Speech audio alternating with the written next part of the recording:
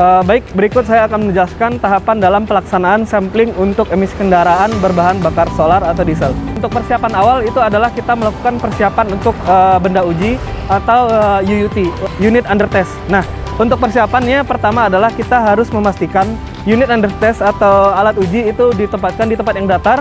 Dan untuk selanjutnya adalah dengan memastikan alat uji itu dinyalakan dan dipastikan untuk kelengkapan seperti AC, radio, dan lain-lainnya itu dalam kondisi mati.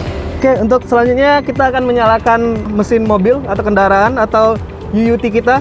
Untuk tahap selanjutnya adalah dengan memastikan kondisi radio, AC, lampu, dan perlengkapan lain pada mobil itu dalam kondisi mati. Dan dipastikan yang nyala hanyalah mesin dari kendaraan saja. Oke, berikut adalah persiapan dari alat uji. Selanjutnya adalah dengan melakukan warming up terhadap alat smoke opacity meter. Kurang lebih warming up yang kita butuhkan itu 5 menit. Untuk tahap selanjutnya adalah dengan menyalakan alat Smart RPM.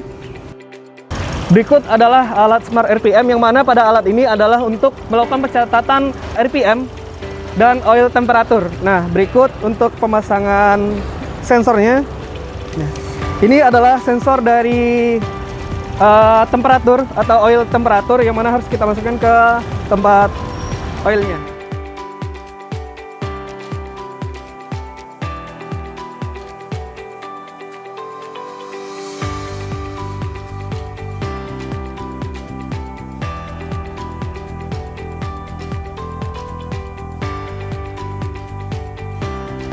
Untuk pemasangan sensor oil temperatur harus dipastikan tertutup rapat dengan bulb yang terdapat pada bagian atas sensor agar ketika mesin nyala tidak terjadi tumpahan pada oilnya. Tahap selanjutnya adalah penempatan sensor dari Smart RPM.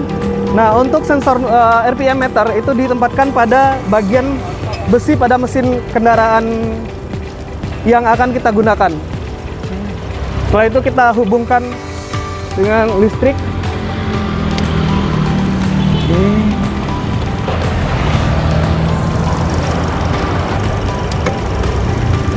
Kita biarkan dulu menyala dan melakukan warming up.